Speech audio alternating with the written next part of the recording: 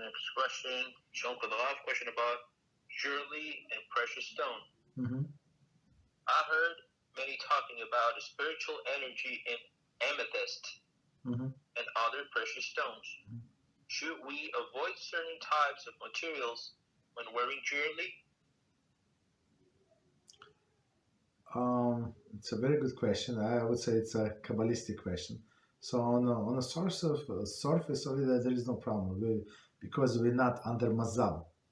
We're not under this constellation, under these stones. So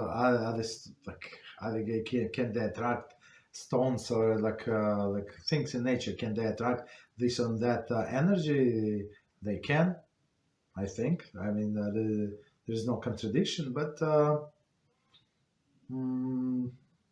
I don't see like why it would be forbidden. Let's put it this way, or it can attract like bad energy. So usually, as we said today, it's actually B'siyata Dishma. I just thought about it, right? Why it says do not take revenge?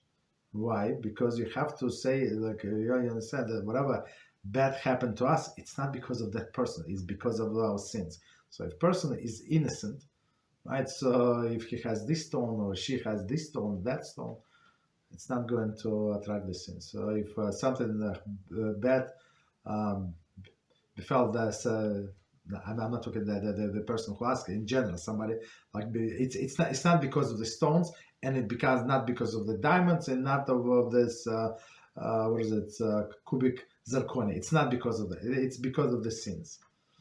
Understand? So I would say you wear whatever you want. So that there is we don't attach any importance to these things. Okay.